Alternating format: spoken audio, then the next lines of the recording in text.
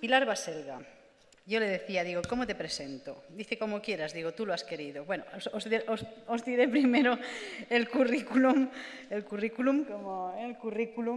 oficial, la agenda oficial, luego viene la oculta. Es doctorada en Historia del Arte Contemporáneo por la Universidad Complutense de Madrid, licenciada en Historia del Arte y Arqueología por la Sorbona, nada menos, con un máster en Arte Moderno y Contemporáneo, también de allí, diploma de Estudios Avanzados por la Complutense de Madrid, colabora en el Centro Pompidou, en el gabinete del presidente Jean Maheu, profesora de Historia del Traje en el Instituto Europeo de Diseño de Madrid, también de Historia del Arte en la Escuela Diplomática de Madrid, en el Museo Thyssen, en el Museo del Prado. Colabora con el Instituto de Empresa en distintos cursos y seminarios de liderazgo, especializada en la divulgación del arte contemporáneo. Ha investigado diferentes métodos pedagógicos que favorecen el aprendizaje real y la integración plena de los conocimientos y los aplica combinando el visual thinking del Museo de MoMA. Vale, con el profesor Antonio Galindo. Y ahora mismo está investigando, es así, para tu tesis doctoral, el mito de Nuremberg, pervivencia de las dictaduras en el siglo XXI. Este es el oficial. El extraoficial yo no la conozco mucho, pero es que a mí me gustaría, le estaba diciendo a ella, me gustaría contaros muchas cosas de cómo se ha fraguado este congreso, el making of, vamos a decir así, ¿no? Entonces yo ya, cuando la vi por mi Facebook, vi una ponencia suya, digo, esta muchacha si quiere va a estar en el congreso. Y luego ya cuando hablé con ella digo, es un enfant terrible, es una niña traviesa. Y me da a mí que como que muy rebelde, o sea que esta ponencia, como anunciaba antes, creo que es muy especial y dentro de ese aspecto que creo que ya hemos mencionado, que busca también la educación holística, que es formar seres con espíritu crítico, pues quizá dentro de esa vertiente esta sea la ponencia que más se va a ajustar a esa vertiente crítica que debemos fomentar en los chavales. Pilar Baselga. Muchas gracias. Se ha oído el besito. Sí, estoy aquí con mi micrófono de Madonna. Bien, entonces, desgraciadamente, a mí me gustaría hablar, como he oído a otros ponentes, de niños que hacen juegos y con balones y en el arenero y soñar y bailar, pero a mí me ha tocado hablar de algo que no es nada agradable contar. Y no me hace ninguna gracia lo que os voy a contar, que no es una historia, sino que es cómo es la realidad detrás de la cortina. He estado escuchando con mucha atención todos los ponentes y he llegado a la sensación de que la educación es como una caja en la que estamos metidos, en la que no estamos cómodos, hay mucha gente muy mal, hay acoso, hay enfados, hay ¿cómo se llama? Fracaso escolar, hay violencia en el aula. Creo que todos los que estamos aquí, tanto sobre el escenario como en la sala, somos conscientes de esto, queremos cambiarlo y no sabemos cómo. Y la sensación que yo he tenido es que estamos dentro de esa caja y cada uno que ha venido aquí con las ponencias está como diciendo, bueno, pues vamos a poner los muebles así. Pues no, mira, vamos a poner los muebles así, pero que estamos siempre metidos dentro de esta misma caja. No salimos de la caja. Entonces yo lo que voy a intentar es explicaros qué es esta caja, por qué esta caja es así. Y una vez que hayamos escuchado esto, entenderéis por qué hay tanta violencia en el aula, por qué hay tanto acoso, por qué hay tanto fracaso, por qué estamos tan mal, por qué los profesores están quemados, burnout. Lo vamos a entender muy bien.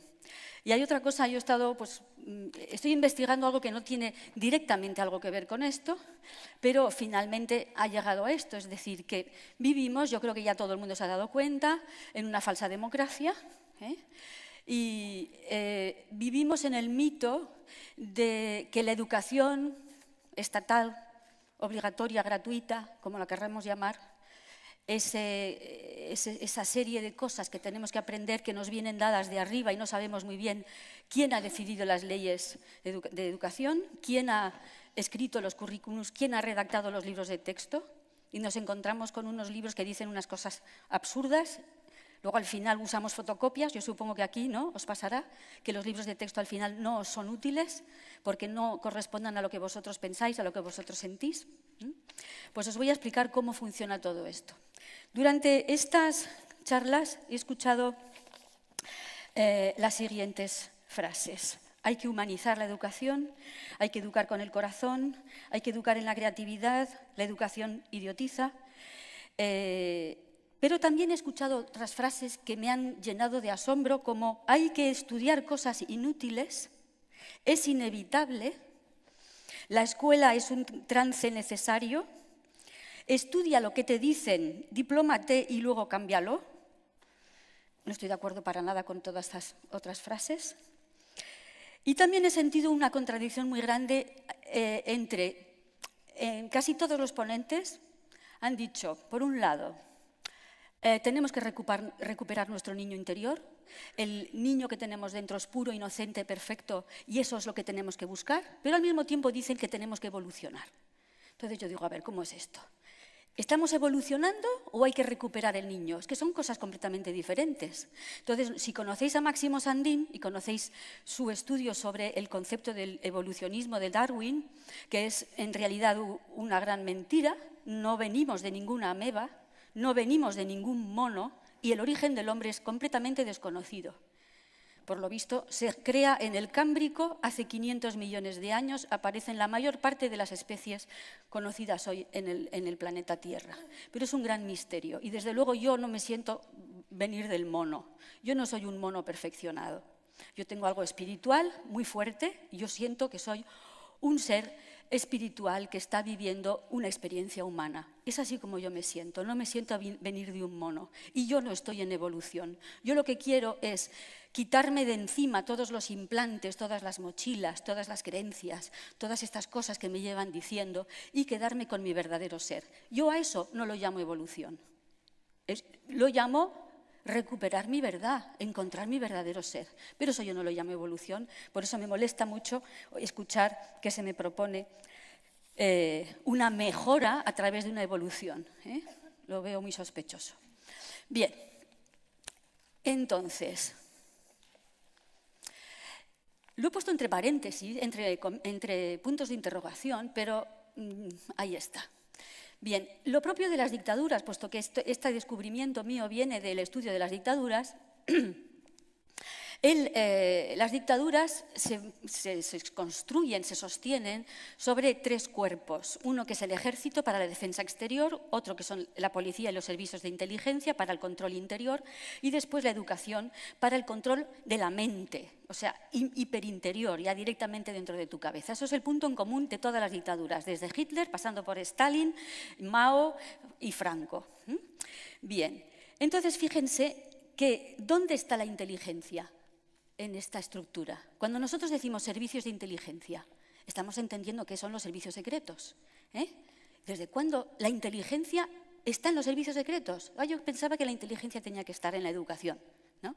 Pues ven, no está en la educación, porque ahora vamos a ver de qué se trata la educación. Entonces, para mí, la democracia sería una educación libre de la inteligencia, los policías, servicios secretos y jueces para investigar, detener y juzgar a los delincuentes y los corruptos, y luego, tercer punto, el ejército para la paz.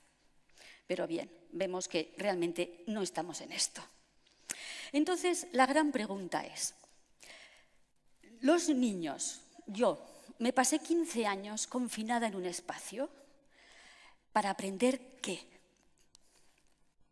Pues salí sin saber cambiar una rueda, sin saber cocinar, sin saber usar un taladro, sin saber hacer mermeladas, sin saber cortar leña, sin saber coser un botón. Bueno, no miento, aprendí a coser porque mi madre cosía y yo tenía mucho interés y luego las setas tampoco las sé recoger. Es decir, que nada de eso hemos aprendido.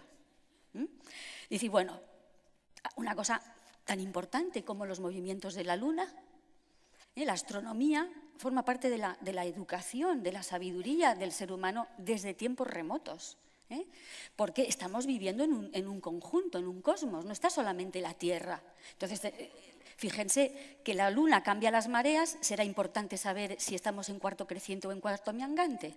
Pues tampoco se estudia esto. Y además estudian cosas que luego no se comprueban. No sé si habéis observado que la Luna ha cambiado de posición. ¿Os habéis dado cuenta? Desde el 2011 la Luna se ha tumbado. Digo yo que será un tema para hablar en algún noticiero, en algún programa. Pues por lo visto esto no interesa. Llevamos toda la vida con la Luna en forma de D cuando es creciente, en forma de C cuando es decreciente. ¿Os acordáis de esto, no? Bueno, pues ahora está tumbada. La imagen que tenemos ahora de la Luna es la que tenemos aquí a la derecha.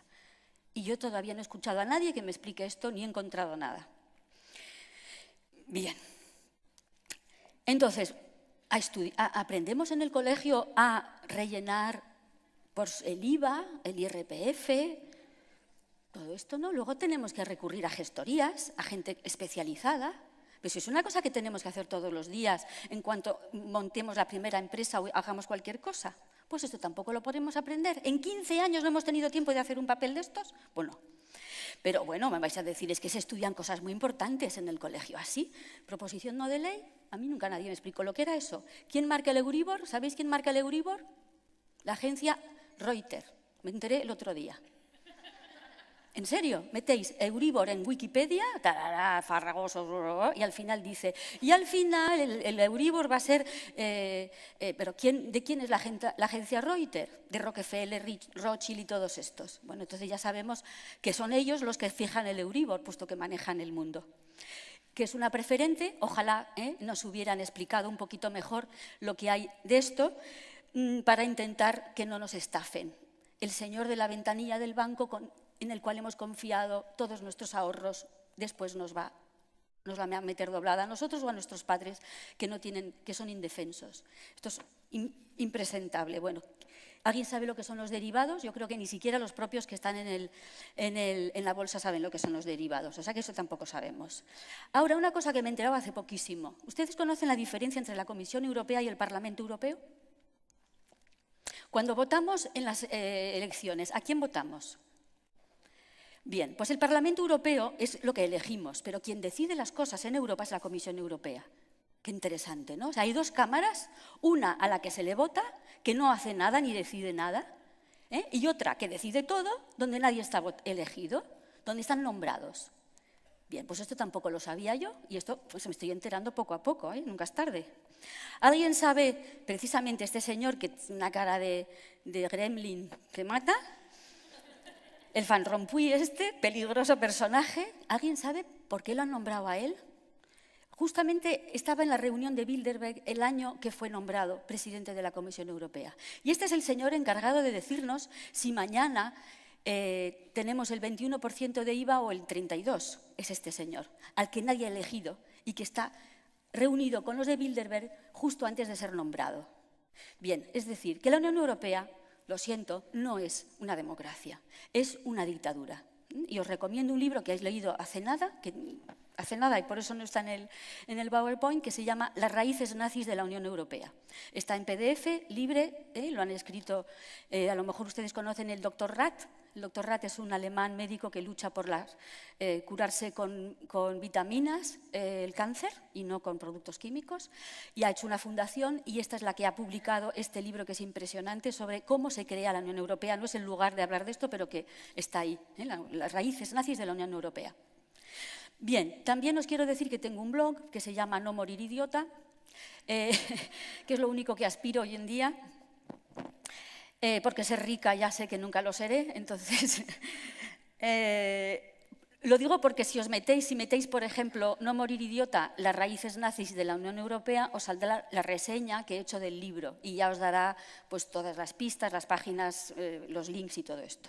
Bueno, a la derecha tenemos la Reserva Federal. Nadie sabe lo que es la Reserva Federal, pues yo solo voy a contar. La Reserva Federal es un banco privado, ni es reserva ni es federal. Son 5 bancos que se unieron en el año 1911 y se han adueñado de la economía americana. Bien, todo esto no se estudia en la escuela porque sería demasiado grave que supiéramos estas cosas, porque otro gallo cantaría.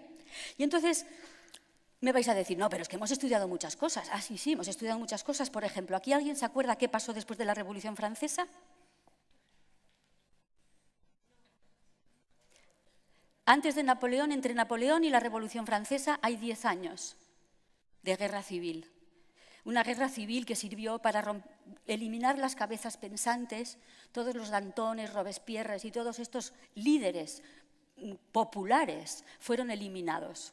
¿Y quién viene? Napoleón, porque tenemos un ciclo en la historia que tampoco nos han enseñado, que es revolución, guerra civil, dictadura, falsa democracia. Y luego empezamos otra vez. Revolución, guerra civil, dictadura, falsa democracia. Y así está estructurado.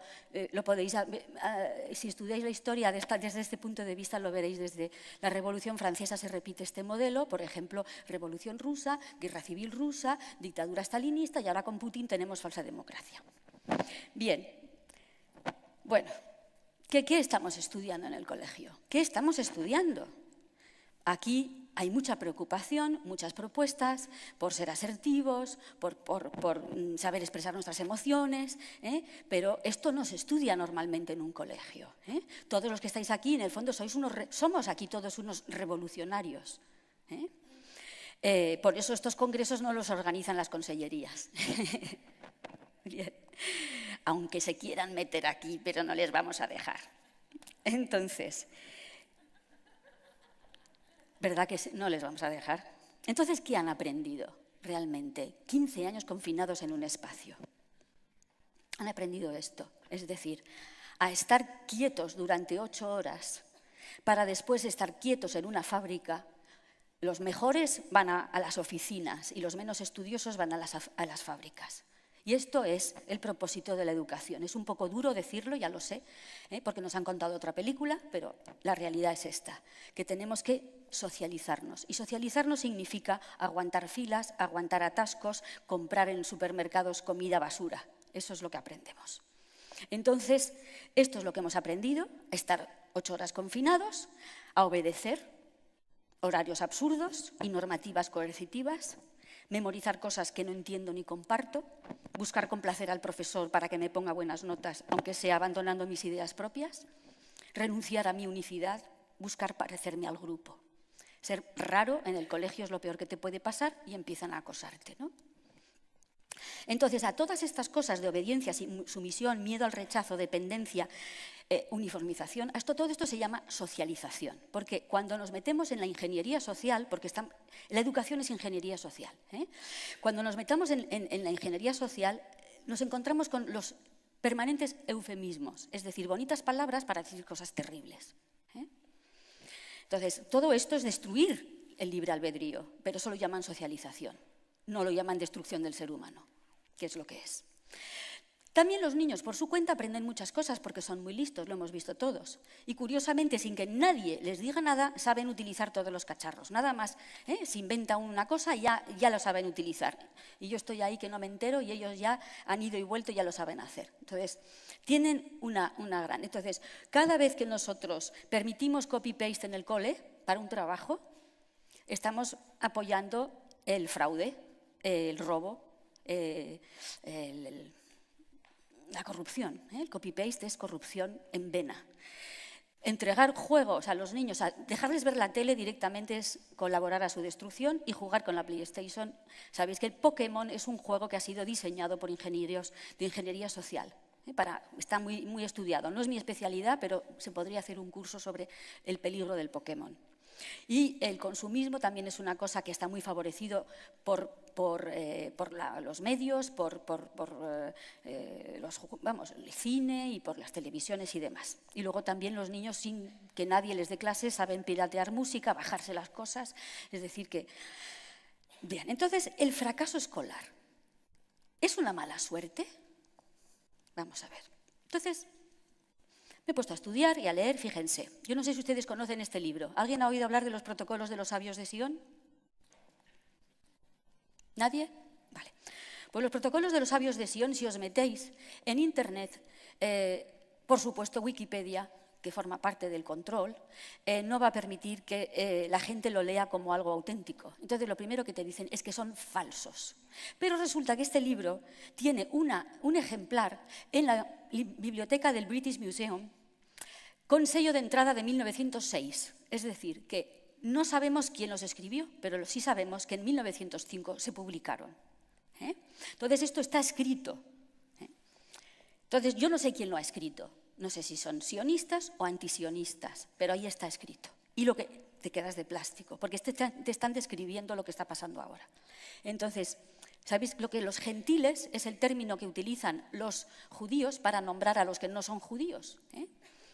Bien, entonces así pues, para que los espíritus gentiles no tengan tiempo para pensar y reflexionar, es necesario distraerlos por medio de la industria y del comercio, es decir, trabajar y consumir.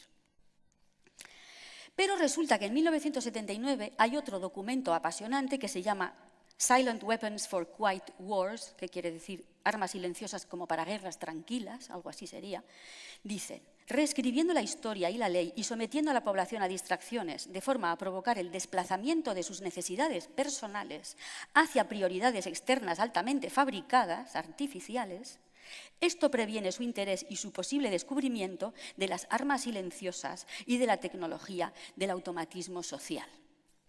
Esto está escrito en el año 79, en un documento que se entrega a los participantes de la reunión Bilderberg en el año 79.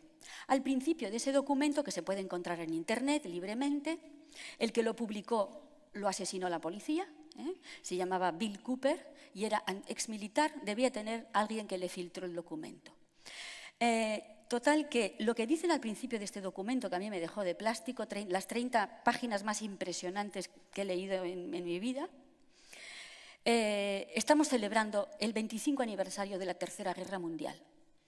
Y digo, ¿cómo es esto? A ver, 1979, el 25 aniversario de la Tercera Guerra Mundial se empezó entonces en 1954. 1954 es la primera reunión Bilderberg que tiene lugar en el Hotel Bilderberg en Holanda. Y la había organizado el marido de la reina de Holanda, el príncipe Bernardo. El príncipe Bernardo había sido SA y había trabajado en IG Farben. ¿IG Farben qué era? La fábrica que fabricó el gas sarín y el ciclón B de los campos de concentración y que después se llamará Bayer. Bien. Entonces, ¿cómo conseguimos esto? Esto es obtenido con descomprometiendo sus mentes y espíritus, saboteando sus actividades mentales, proveyendo programas educativos de baja calidad en matemáticas, lógica, diseño de sistemas, economía y desmotivando su creatividad. Bien, cuando hace poco, hace unas horas, gente decía, es que tenemos que educar en la creatividad. Y claro, yo profesora digo, pero ¿cómo voy a educar en la creatividad si es que todo el sistema es anticreativo? Yo sola, profesora, no me puedo enfrentar a un sistema anticreativo. Pues aquí lo tenéis, está implementado, está diseñado, no es una fatalidad, no es que los profesores sean malos, no es que la educación española no tiene medios, es que está diseñado así. Otra cosa, comprometiendo sus emociones, aumentando su egocentrismo y su gusto por las actividades emocionales y físicas. Multiplicando sus confrontaciones y ataques emocionales. Leed esto es impresionante. Violación mental y emocional por medio de un estancamiento constante en la violencia, la guerra, el sexo, en los medios de comunicación social y en particular la televisión y los periódicos. Entonces, cuando lees esto, ya entiendes por qué hay tanta violencia en el cine, en los videojuegos, por qué hay tanta basura de sexo, porque el sexo puede ser maravilloso, pero ese sexo maravilloso nunca aparece en televisión, ni siquiera en las películas, porque además el cine de Hollywood forma parte de todo esto. Dándoles en exceso lo que ellos desean, junk food para el espíritu, y privándole de lo que realmente necesitan. Entonces, me vais a decir, eres paranoica, Pilar, esto no puede ser. Entonces vamos a seguir buscando textos. En 1901, un señor que se llama Edward Ross escribe un libro que se llama Social Control y dice, hay planes en marcha para reemplazar la comunidad, la familia y la iglesia con propaganda, educación y medios de comunicación de masas. Las personas son solo pequeños terrones maleables de pasta humana. Sigo. El objetivo principal de nuestro gobierno consiste en debilitar el espíritu crítico del pueblo, hacerle perder la costumbre de pensar, pues la reflexión da origen, muchas veces, a la resistencia. Entonces, si tenéis la sensación de que no podéis hacer pensar a vuestros alumnos, pues es normal, es que está diseñado así. Necesitamos dirigir la educación de las sociedades cristianas de tal forma que sus manos caigan abatidas en un gesto de desesperada impotencia ante cualquier negocio que exija iniciativa. Por eso, cuando nos bombardean con toda esta corrupción y todas estas cosas que pasan en España y tenemos todo esto y nos quedamos así, ¿y ahora qué hacemos? Pues está tan bien diseñado, no es ninguna casualidad. Estamos abatidos y no encontramos manera de encontrar iniciativa. En nuestros sueños la gente se rinde con perfecta docilidad a nuestras manos moldeadoras. Esta frase la dice en la primera Junta General de Educación de Rockefeller. Porque los Rockefeller, en cuanto hablamos de ingeniería social, control, aparecen enseguida. Son grandes, lo que ellos se llaman filántropos, de nuevo un eufemismo. Pondrán todos los medios para controlar la salud, la mente, en fin. Bien. Este es Woodrow Wilson, el presidente que permitió la creación de la Reserva Federal, es decir, la corrupción, la perversión a través del nombre incluso, ¿no? Nosotros tenemos el Banco de España, que ya gracias a la Unión Europea no sirve para nada, pero cuando teníamos Banco de España con algo dentro, nosotros decidíamos emitir moneda, lo decidía el gobierno, pero en Estados Unidos lo deciden 5 bancos privados.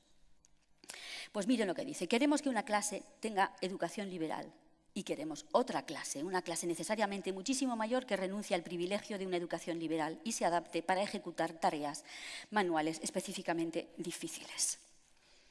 Pero en 1917 ya van a saco, estos que quieren controlar la educación y hay mucha gente que se está dando cuenta.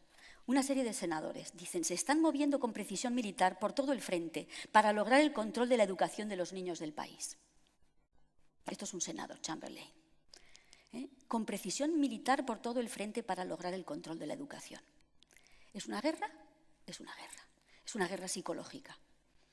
Las escuelas han sido agarradas, igual que un pulpo agarra su presa, por un gobierno invisible. Esto lo dijo el alcalde de Nueva York. Gobierno invisible.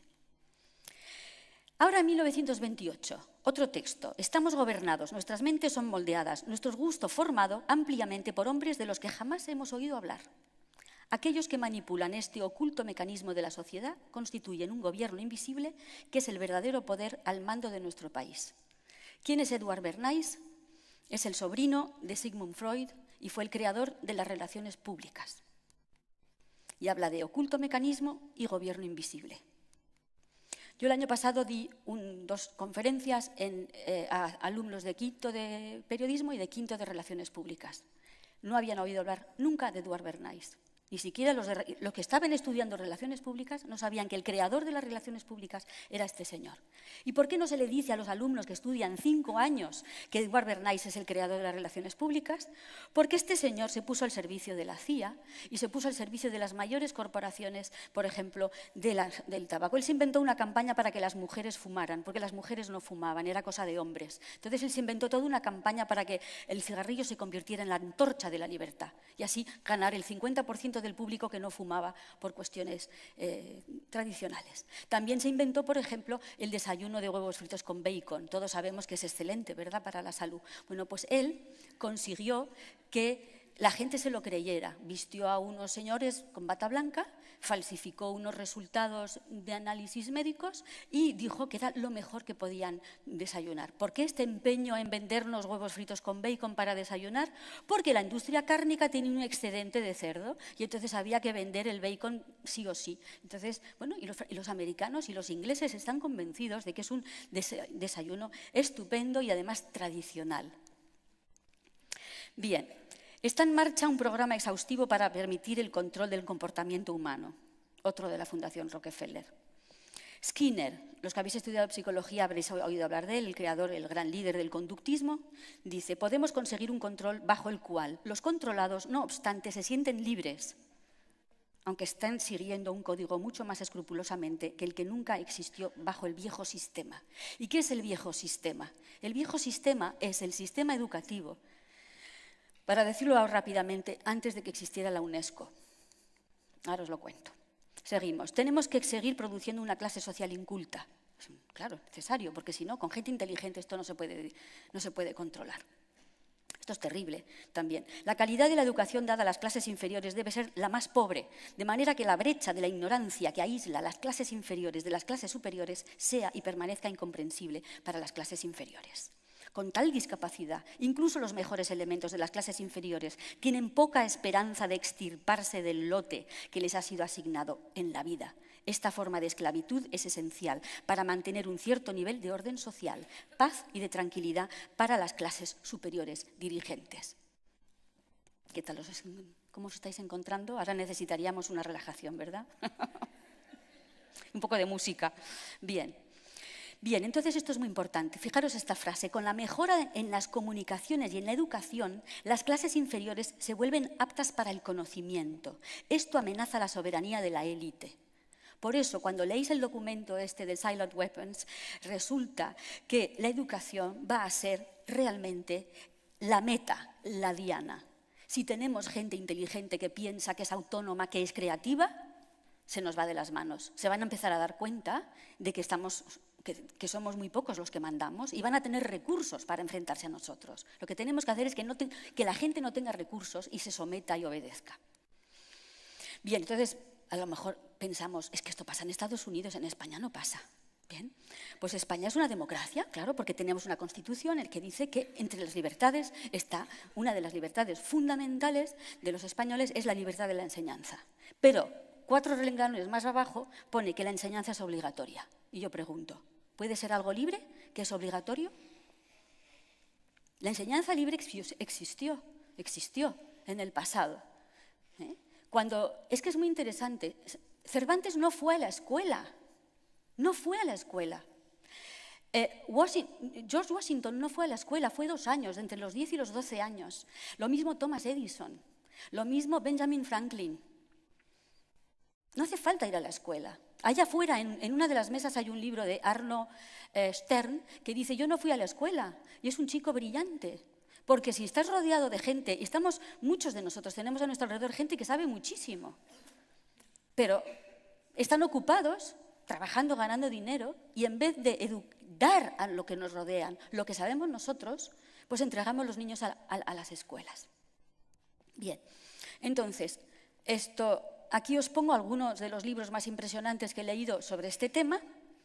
El de John Taylor Gatto está en la red en español, traducido por un independiente, que os vendrá muy bien, porque ahí viene mucho detalle. Entonces, hay que recordar que en la Grecia de Atenas, la escuela era para los esclavos. La gente, los ciudadanos atenienses, ellos no iban a la escuela. Y scolé significaba ocio. Tener scolé es tener tiempo de educarte. En cambio, en Esparta, la sociedad sí que había escuelas y las familias entregaban sus hijos a la escuela para que fueran formados militarmente. En Roma es muy interesante porque aparece la figura del pedagogus. Y pedagogus es el esclavo. El esclavo que instruye. Entonces dice, el magister docet, es decir, es docente, pero el pedagogus inculca la lección. Entonces el pedagogo es el esclavo que inculca una lección de la que no tiene ni idea. Esto es, como decir, la etimología de la palabra. Bien, en la Edad Media existe una manera de educar a las clases elevadas, sobre todo a las clases religiosas, con el trivium, que todos conocemos, gramática, retórica, dialéctica, y el quadrivium, aritmética, geometría, astronomía y música. Como pueden ver, aquí no hay diferencia entre letras, ciencias, astronomía, geografía, arte, todo está unido. Todo está unido. ¿Qué es que ha quedado de esta instrucción maravillosa de la escolástica? Pues de la gramática, reglas, que los niños aprenden, memorizan y no se enteran bien de qué va. Literatura un poquito, pero poco. A mi hijo con 11 años le mandaron que leyera con 12 el Cantar del Mío Cid, que yo lo abrí y ni siquiera lo podía leer porque no entendía nada. Yo preguntaba, ¿no tendrán otro libro para darle a mi hijo con 12 años? Odiarán la literatura. Eso forma parte del plan también, no lo sabía, me he enterado. Luego la retórica tampoco se estudia y luego la gente no sabe hablar en público, no sabe defender una tesis, no sabe presentarse para ir a trabajar. La dialéctica, la gente, por ejemplo, en la televisión se ve, la gente no sabe hablar, no sabe discutir. Es hablo yo, hablo yo, hablo yo. Cada uno habla y se cuenta su cosa, pero no hay dialéctica en el sentido de utilizar los argumentos del otro para rebatirle. Pues esto se estudiaba. Mi padre me contó que cuando él iba a los jesuitas hacían clases de dialéctica. Bien, la aritmética, cálculo complejo, ha desaparecido. numerología, es decir, el sentido sagrado de los números, ha desaparecido. La geometría, pues es mínima, geografía también mínima, topografía 0, astronomía 0 y música 0. Entonces, cuando decimos, ay, todo esto lo hizo Leonardo da Vinci, es un hombre del Renacimiento. No, no, no es que fuera un hombre del Renacimiento, es que en aquella época la gente que se instruía con una visión holística, completamente de 360 grados. Todo es interesante en este mundo. No hay que separar por asignaturas. Esto forma parte del plan. Y además, Leonardo da Vinci nunca fue a la escuela. Nunca. Él había sido el hijo de una relación, de un notario con una señora del campo, y vivía en el campo, y además lo contaba. Él se había criado en el campo, viendo las hojas sobre el agua flotar, ver los pájaros, y así mirando la belleza de la naturaleza, hizo todas estas maravillas.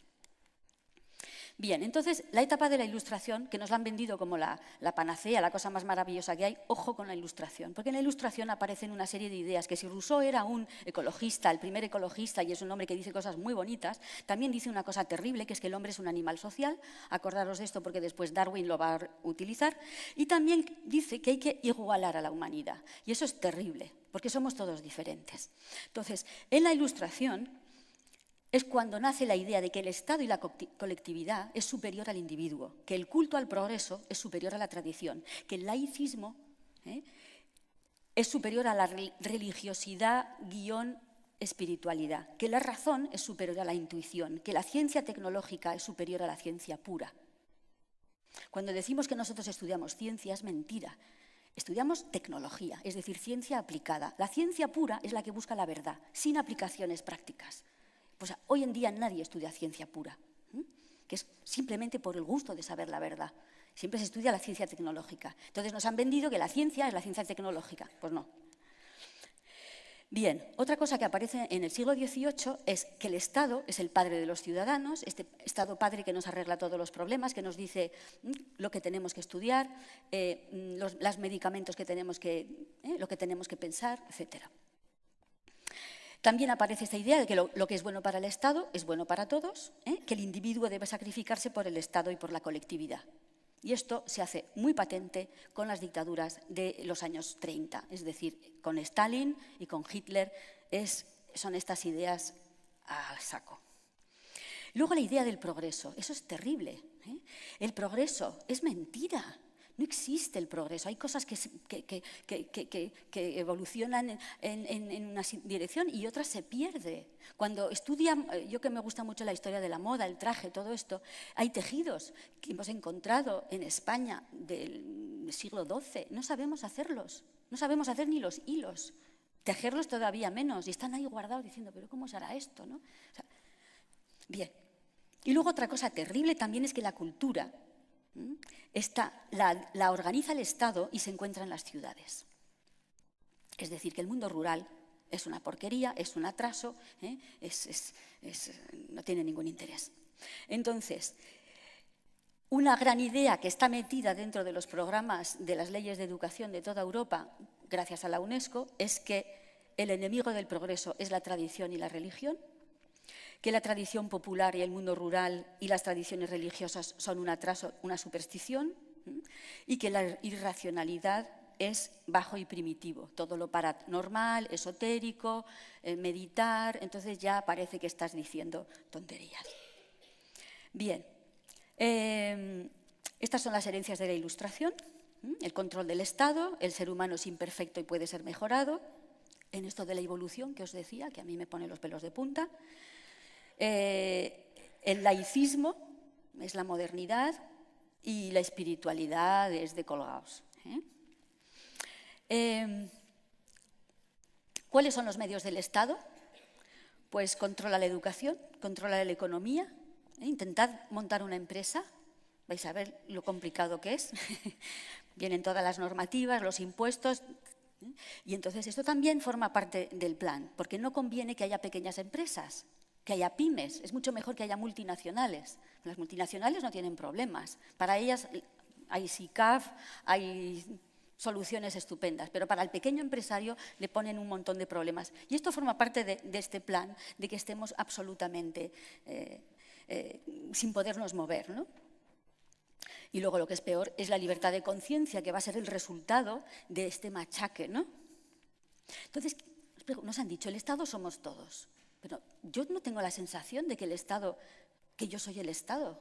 Al contrario, yo siento que el Estado me oprime y me abusa de mí y me está estrujando todo el tiempo. Porque siempre cuando pasa algo hay que preguntarse cui prodest, que significa en latín quién se beneficia. ¿Quién se beneficia del atentado de las Torres Gemelas? Pues sirve para atacar a Afganistán. Ah, qué interesante. Y así todo, ¿no? Bien, entonces siempre hagamos esta pregunta. Entonces, ¿quién se beneficia de todo esto? Las élites, que son los banqueros más las farmacéuticas, que están todas unidas con el mundo del armamento y de las petroleras. Y son las que realmente gobiernan el mundo. ¿Y esto cómo es posible? Porque no gobiernan directamente, tienen intermediarios. Y estos intermediarios son los políticos que nosotros votamos democráticamente. Y lo bueno de la crisis, que yo estoy encantada con esta crisis y todos los sobres de Bárcenas y los casos y los urdangarines y todas estas cosas, es que por fin están cayendo las máscaras y nos estamos dando cuenta realmente de cómo funciona esto, de que esto de democracia no tiene nada. Nosotros les votamos porque creemos sus mentiras y luego ellos, con esto de que tienen mayoría absoluta, hacen lo que les dicen sus amos, que están por encima de ellos. Entonces, la Revolución Francesa, que nos la han vendido como la cosa más maravillosa del mundo, son ideas maravillosas, pero hay una especialmente que me molesta, que es la igualdad. Igualdad, igualar. Esto es la igualdad. O sea, nos tenemos que someter por igual. Y ya veis que todos los culitos son diferentes. ¿No? Ahora, no sé si conocéis a este fotógrafo que se llama Spencer Tunick y que esto reunió a 20.000 personas en la Plaza del Zócalo en México y la gente lo hizo gratuitamente. A mí, yo no sé la fortuna que me tienen que pagar para que yo haga eso. Vamos, tengo una idea de mí misma muy elevada para hacer eso, ¿no? A ellos les gusta, pero esto es lo que hacemos, pero voluntariamente. Esto es una especie de símbolo de lo que estamos haciendo todos los días. Todos los días hacemos esto. Ya estamos preparados para que...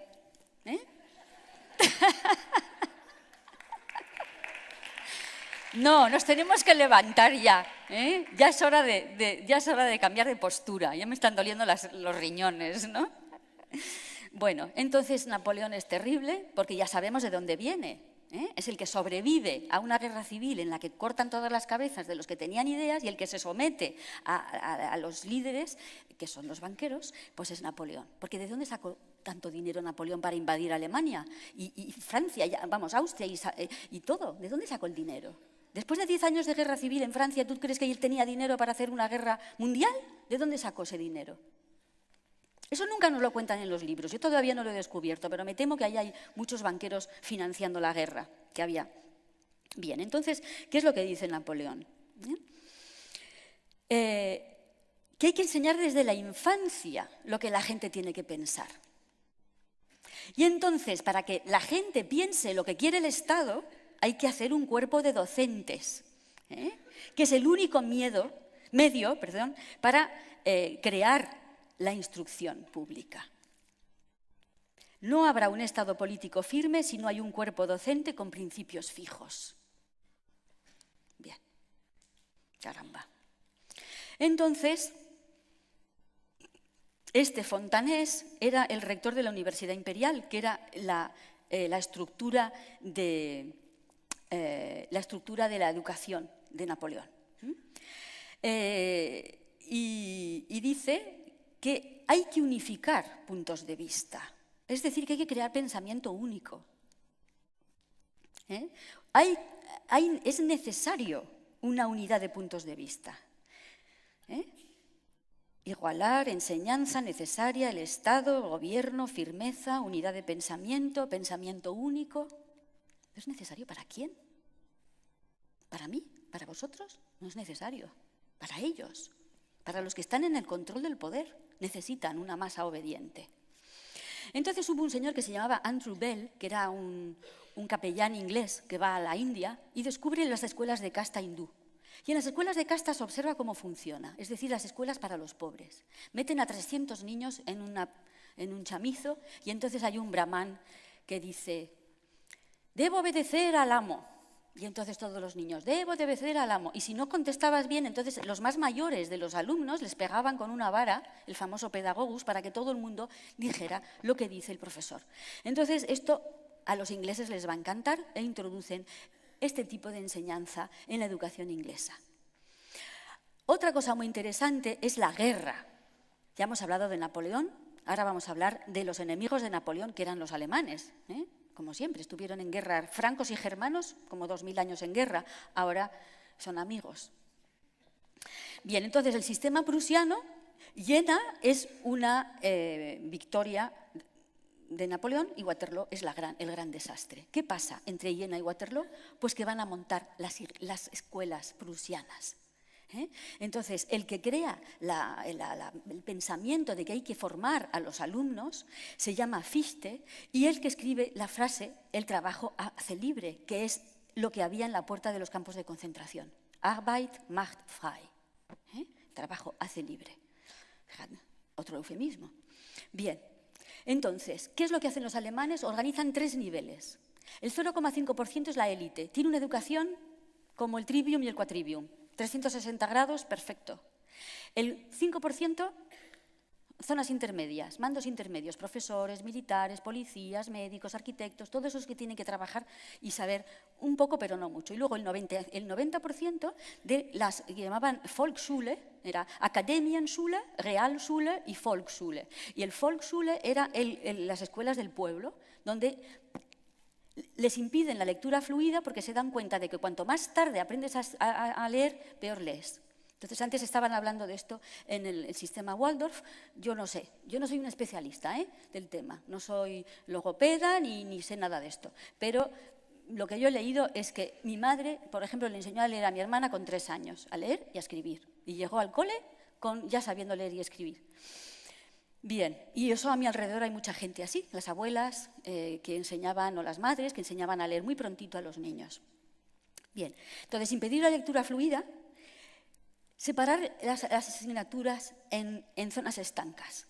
¿Por qué tenemos que estudiar las asignaturas separadas? Si en el mundo no es un todo está relacionado.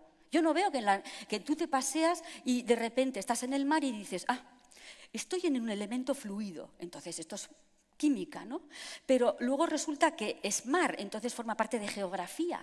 Pero si el mar está en una costa, entonces es topografía. Pero si te inspira un poema, no, entonces estoy en literatura. Pero bueno, ¿pero qué es esto? Estamos en una cosa toda llena de cosas, que funcionan todas al mismo tiempo y nos interfieren, pero si te compartimentan la cabeza, luego tú estás que no puedes relacionar. Y hay muchos de estos sabios que lo que hacen es, lo que dicen los ingleses, connecting dots, quiere decir, conectando los puntos. Cuando tú empiezas a conectar los puntos, entonces aparece la forma de la cara, pero si te van separando los puntos no te enteras de nada, que es lo que nos está pasando. Y luego alargar el periodo de escolarización. Esto también es una cosa que lo descubrieron los prusianos. Antes iba al cole, como George Washington y Benjamin Franklin, de 10 a 12 años, un poquito. Y luego antes habías aprendido muchas cosas con tu familia y después también te especializabas en la rama que tú querías. Pero si te dicen que tienes que ir al cole con 6 años y ahora con 3 años y te dicen que te tienes que quedar hasta los 16, pues estás separado de la familia. Y se van a dar cuenta que separar a los niños de la familia es lo mejor que pueden hacer para que el Estado amueble la cabecita de los niños mejor y lo antes posible. Por eso se están dando cada vez más casos de homeschooling, es decir, el colegio en casa. Bien, hay que mantener a la población distraída y en la confusión. Yo cuando veo, cuando viene en tren, aquí, viene en el tren y delante de mí una madre le da un jueguito. Y yo decía, pero está precioso el campo. Se subieron en Cuenca y se bajaron en Albacete, estuvieron 25 minutos. ¿Por qué no miran el paisaje? Porque es lo que yo hacía cuando viajaba con mis padres. Una palabra que empieza por C. ¿Vosotros no habíais hecho eso cuando viajáis? Claro, pues no, ahora ya no, ahora está con la maquinita. Y le sacaban la maquinita para que el niño no quería jugar con eso, pero se la daba para que el niño no se aburriera. Digo, pero bueno, qué horror. Entonces, todo el tiempo están los niños ocupados en cosas. Hay que generar ignorancia, confusión, distracción, desorganización. Por ejemplo, la historia de la lectura por las imágenes, yo no lo sabía, esto es un sistema para sordomudos. Y se dieron cuenta de que era muy útil enseñar a leer a la gente que no es sordomuda como si fuera sordomuda. ¿Por qué? Porque si tú aprendes que perro es un perro, pero no deletreas, cuando te ponen pero, no sabes leer. Entonces, si sabes leer, si sabes deletrear, como has oído la palabra pero, pues ya sabes lo que quiere decir. Pero si te han enseñado la palabra en conjunto, tú luego ya no puedes deletrear. Entonces, dificulta la lectura, que es uno de los programas. Por eso, cuando a mí me dicen que los niños de ahora no leen, digo, bueno, está funcionando, lo están haciendo fenomenal. Eso es lo que quieren. Entonces, ahora nos vamos a los protocolos de los sabios de Sion y dicen, el sistema de represión del pensamiento ya está en vigor en el método llamado enseñanza por medio de la imagen, que debe transformar a los gentiles en animales dóciles que no piensen, que necesiten la representación de las imágenes para comprender. Bien, entonces ahora viene la parte más terrible para mí, que ha sido el descubrimiento, porque yo, claro, soy de historia del arte y como me han compartimentado, nunca me habían hablado de la psicología. La psicología formaba parte de la filosofía, hasta que llega un alemán, los alemanes en esta historia tienen un papel protagonista, el señor Wundt, Wilhelm Wundt. Él era médico y entonces él decide que la psicología, que viene de psique, alma, no tiene que ver con el alma.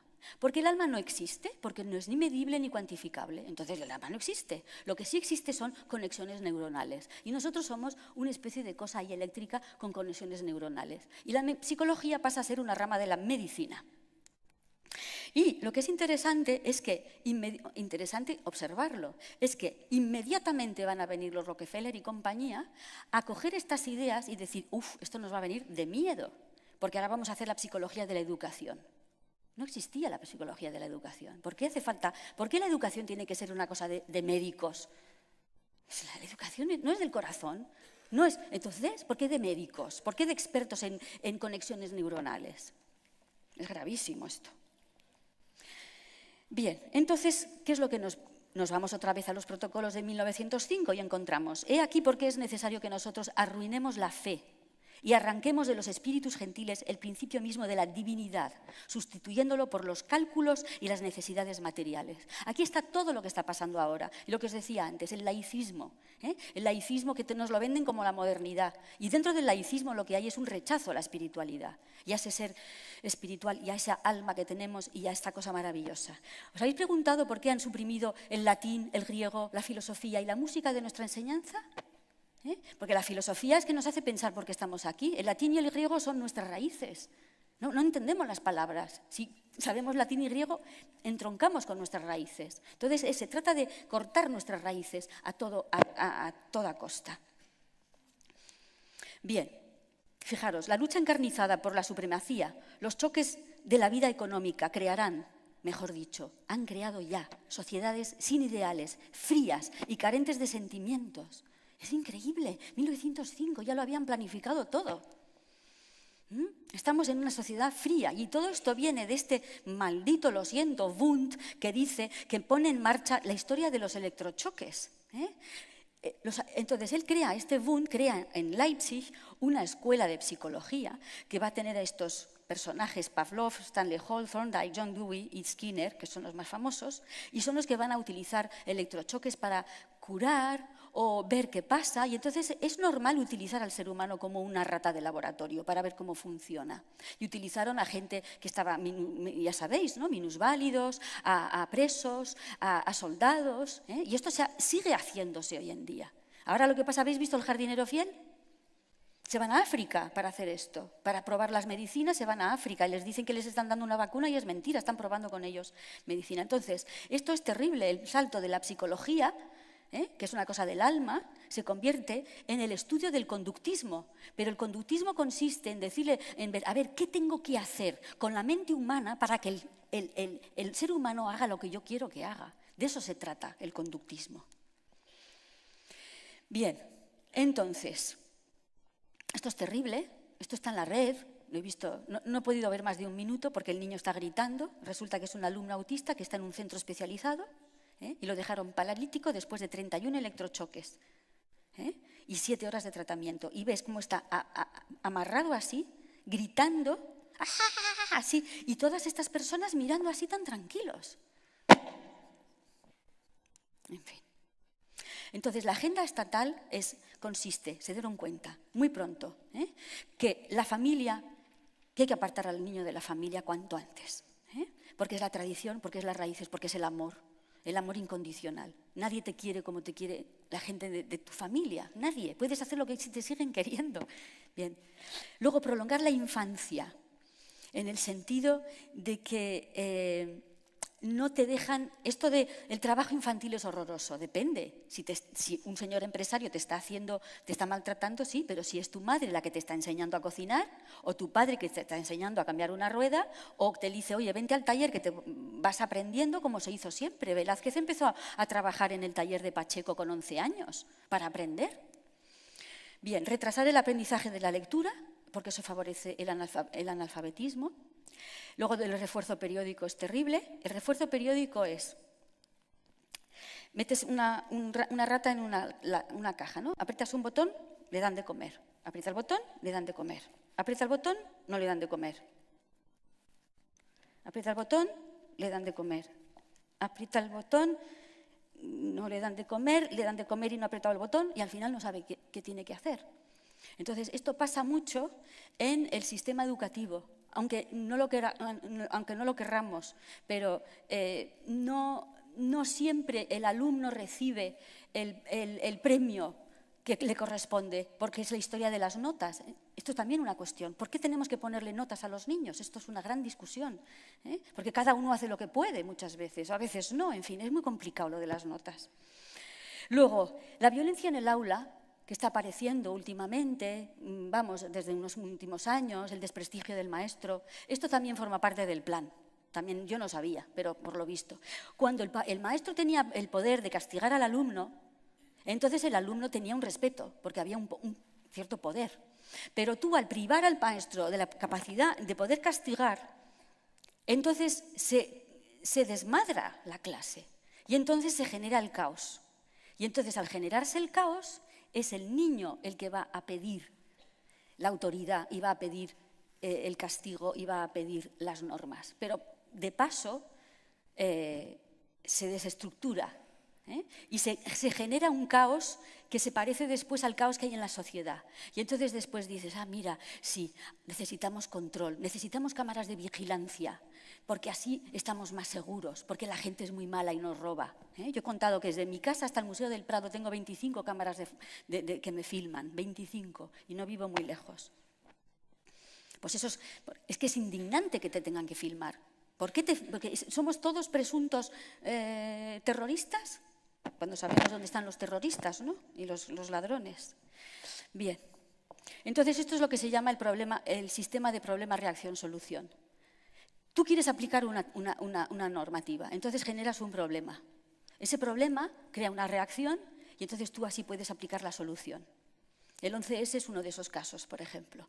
Vamos a atacar a Afganistán, necesitamos una excusa. Bueno, vamos a montar un ataque para después decir que son el Bin Laden, que está metido ahí en una cueva, que ¿cómo supieron que estaba ahí en aquella cueva? Todavía no lo sé, pero bien. Y esto se ha utilizado en el ataque del Maine, ¿os acordáis? Eso ya está reconocido, en fin. Bueno, la idea esta de que un profesor, un maestro que lleva toda la vida, tiene que pedirle a un médico, a un experto, a un psicólogo, tiene que pedirle su opinión, porque es como, de nuevo, desprestigio de los maestros. ¿Qué pasa? Que no tenemos experiencia suficiente, nosotros como profesores tenemos que pedir la exigencia de los maestros. Bueno, la obediencia y la sumisión. El hedonismo, esto es muy interesante, las publicidades que siempre te venden todo con facilísimo, rapidísimo, divertidísimo, todo tiene que ser así, si no el niño no está contento. La idea de que lo corporativo es lo bueno, yo cuando veo a mi alrededor gente joven que tiene 20 y tantos, 30 años, están empezando a trabajar para una gran empresa, y cómo se dan cuerpo y alma, y yo sé que los están estrujando, no puedo hablar del tema, ¿no? Y después, cuando tenga 45 años, le darán una patada, o 40, le darán una patada y cogerán a otro. Y él ha dado todo por la empresa, ¿no? Bien, entonces, una cosa que yo no sabía. ¿Ustedes saben cuándo fue la primera ley de educación? ¿A que nunca se lo han dicho? ¿Por qué tiene que el Estado que decidir por ley lo que nosotros sabemos perfectamente que tienen que estudiar nuestros alumnos y nuestros hijos? ¿Por qué es el Estado? Pues fijaros, la historia viene de la UNESCO. La UNESCO se forma en el año 46 y en el año 69 van a crear un libro que se llama Apprendre à être, aprende a ser. Fijaros qué nombre más bonito, ¿verdad? Aprende a ser. Y este libro es el que ya puedes encontrar la mayor parte de las ideas que hemos dicho ahora. Es decir, el hombre está en evolución permanente, los valores éticos vamos a quitarlos, los valores morales los quitamos, filosofía y todo esto no sirve para nada. Ahora hay que centrarse hacia que el sistema educativo favorezca el sistema económico. Pues esto viene de la UNESCO. Y la UNESCO lo que quiere es que todos los países que son miembros de la UNESCO tengan la misma educación. Y eso es lo que se llama normalizar. Bien, pues entonces lo normalizan y hacen una ley en España en el año 70, que es la primera ley de educación, que se llama la ley de Villar-Palasí. A lo mejor os suena. Bueno, antes de esa ley, es decir, antes de 1970, ¿qué pasa? ¿Que los españoles no eran inteligentes? Mis padres se formaron en los años 30, nacieron en los años 20. Mi padre fue a una escuela de jesuitas, mi madre a una escuela pública y eran súper cultos, sabían de todo. Y no había hecho falta ni libros de texto, ni leyes educativas, ni LOGSES, ni BUPS, ni COUS, ni nada de esto. Ellos estudiaron lo que se había estudiado siempre en los colegios, porque los profesores sabían muy bien lo que enseñaban. Bien. Pues esto, que os metéis en el BOE, os leéis estas y es bastante impresionante. En el Real Decreto del 2004 dice lo siguiente, que hay que destacar la importancia de la ciencia, pero ya sabemos que la ciencia no es ciencia, que es ciencia tecnológica, ¿vale? Entonces dice, en el hogar y la vida diaria hay que recordar que hay fibras textiles, pinturas de paredes y cosméticos, en la construcción materiales aislantes y barnices. Esto está en la ley de educación. Esto es lo que dice lo que tiene que haber dentro de los libros de texto. La tecnología se ocupa de aportar los medios necesarios para satisfacer las necesidades humanas. Fijaros qué frase. ¿Cómo que las necesidades humanas se solucionan con tecnología? Se lo voy a decir yo a mi psicólogo, porque yo tengo muchos problemas que no se solucionan con la tecnología, ni vamos. Si en vez de poner la tecnología pusiéramos la religión se ocupa de aportar los medios necesarios para satisfacer las necesidades humanas. Me diríais, esto es ¿cómo se llama? Manipulación mental. Pero como decimos la tecnología, no pasa nada. Es una nueva religión la tecnología. Esto es bestial. Durante la Guerra del Golfo, los soldados de Estados Unidos y de otros países aliados pudieron tomar todas sus comidas en las trincheras, calentitas y en cualquier momento, gracias a la tecnología. ¿Esto es apología de la guerra? ¿Esto es justificar una guerra que había sido, ¿os acordáis? La Guerra del Golfo se hizo bajo una mentira, que había armas de destrucción masiva. O sea, ¿cómo se puede poner esto en un libro de texto? Bien. En el Real Decreto 2004 dice que hay que insistir sobre los avances de la ciencia, por ejemplo, que hay que hablar de los fertilizantes, de los plaguicidas, los aditivos, todo eso es estupendo, que hay que hablar de conservantes, hay que hablar de estabilizantes. Por ejemplo, el mayor adelanto ha sido el empleo de compuestos hormonales sintéticos para incrementar el peso del ganado vacuno en explotación intensiva. En el libro Anaya. Y encima tienes que comprar estos libros. Es que ni regalaos los querría yo. No, encima, es que es terrible. No, ya. Ahora os voy a dar ideas. Ya termino y os voy a dar ideas porque esto es insoportable. Bueno, esto es increíble. Los coches eléctricos serán los coches del futuro. Utilizan un combustible barato y poco contaminante. El único problema es que las baterías no duran mucho. 3 frases, 3 mentiras. El primer coche más rápido fue un coche eléctrico, que ganó una carrera con coches de gasolina en el año 1898. Era un coche de un belga que se llamaba La Jamais Contente, la nunca feliz. Ganó un coche eléctrico. Después, Henry Ford y Thomas Edison hicieron un coche eléctrico, que estaban a punto de sacar. Y en 1914 les quemaron los 2 almacenes donde estaban fabricando los coches eléctricos. Y de repente se olvidaron del proyecto, ya todo de gasolina. Y encima, cuando nos dicen que no hay baterías, las baterías de ferroníquel todavía funcionan, tienen 100 años y todavía funcionan estas. Es mentira lo de las baterías. Todos hemos visto esas antenas de telefonía móvil subidos arriba de una montaña. ¿Todos hemos visto eso? ¿Cómo se alimentan esas antenas de telefonía? ¿Hay alguien ahí pedaleando? ¿Ven un motor de gasolina? ¿No? Tienen de estas baterías de ferroníquel que duran 50 años, pero esas no están en el mercado, porque si no nos liberaríamos de las eléctricas y de todos estos. En fin. Bien. La experiencia ha mostrado que el método más simple de control de la población es el mantenerlo ignorante de los principios básicos de los sistemas, por un lado, siempre llevándolo a la confusión, desorganización y distraído con temas sin importancia real, por otro lado. Entonces, yo me he puesto a pensar y digo, las soluciones las tenemos nosotros. O sea, nosotros nos tenemos que negar. Como profesores nos tenemos que negar, hablar con el director del colegio y decir, no más libros de texto. Se acabó de financiar estas editoriales que son, como veis, están al servicio de la destrucción del ser humano. Vosotros sabéis perfectamente que cada colegio tenga sus propios currículum y cuando un padre traiga a su alumno a vuestro colegio, le digáis, miren, nuestro currículum es este. Nosotros vamos a enseñar esto. ¿Le gusta? Vale. O sea, y porque además, lo sé, porque un amigo mío es director de colegio, vienen las editoriales y les dan comisión.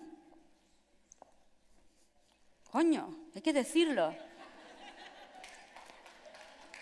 Pero es que están haciendo picadillo con la mente de nuestros hijos y encima se están lucrando. Es como Bárcenas, es lo mismo, pero a nivel peor porque son nuestros hijos, no es dinero, son nuestros hijos, el corazón de nuestros hijos que están destruyendo y luego salen a buscar trabajo y no encuentran trabajo porque están ya machacados, porque ya no creen en ellos, porque ya no pueden inventar. Entonces hay que negarse, hay que quemar. Yo soy terrible para esto, yo ya estoy volviéndome nazi también, ¿no? Hay que quemar las malditas Barbies. Yo recuerdo tener una Barbie a la basura, o sea, directamente, la pira. Yo recuerdo tener una Barbie, tenía yo 8 años, y yo miraba a la Barbie con sus vestiditos, me miraba en el espejo y digo, Pilar, qué fea eres. Mira, eres baja, eres morena, no tienes esas tetas, no tienes esas caderas y tienes unas piernas gordas y cortas. ¿Pero qué? Y viví con eso, estuve a punto de ser anoréxica por la maldita Barbie.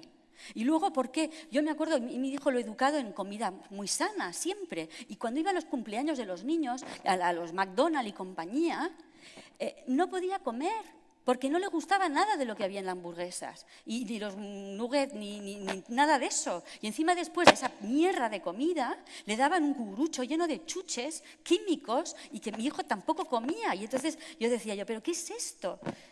Y luego los juegos. Los juegos están diseñados para que los niños sean violentos y que no tengan empatía, porque desde que nacen hasta que llegan a 20 años, ¿cuántos asesinatos han visto? ¿Cuánta sangre han visto? Ya es completamente normal. Esto que han pasado de que han destruido las casas rurales en Galicia. Pues ¿cómo no van a ser violentos y les divierte romper cosas? Si es lo único que hay en sus juegos. No existe otro juego. Y encima las madres dándoles, cuando hay un paisaje precioso, dándoles para que el niño juegue con la maquinita. No. ¿Y cómo no? Hacerlo todo en familia. Lo poco que sabes, enséñaselo. Enséñale tú lo que sabes hacer. Que todas sabemos hacer mucho. Luego, la historia de las guarderías, madres de día que se están poniendo en marcha, la escuela en casa, esto que os he dicho, los colegios, nada de libros de texto. Todo se tiene que hacer de una manera desde el corazón, pero hagámoslo ya. Que no nos impongan a nosotros lo que tenemos que decirles a nuestros alumnos, a nuestros hijos.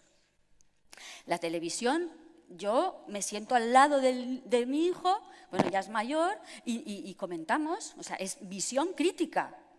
Yo no entiendo la televisión para que él esté ahí. No, me pongo a su lado y digo, bueno, fíjate tú, pues esto te están diciendo esto, pues esto te están diciendo lo otro, ¿no? Claro, pero que es un... No, es verdad. Le tengo que agradecer a mi hijo que me dice, mamá, por favor, no te vistas de hippie. Ponte elegante. Y digo, vale, venga.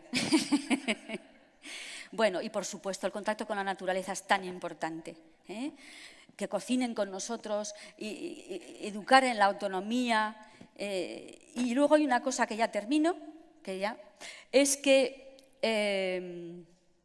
rechazaré los exámenes tipo test, por supuesto. Es una cosa que no quiero,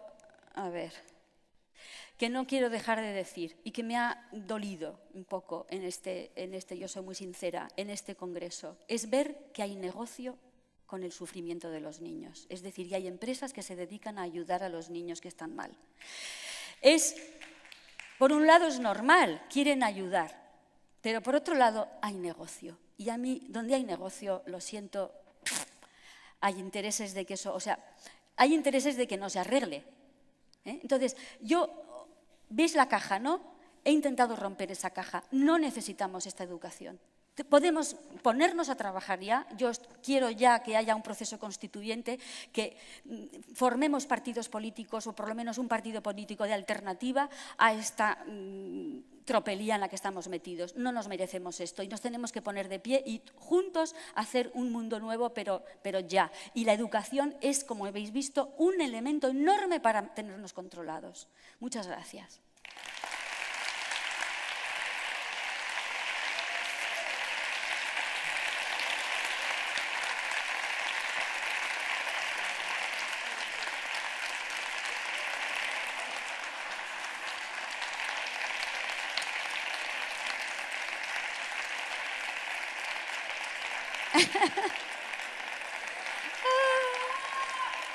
¡Ay, guapísima! Muchas gracias. Mi corazón.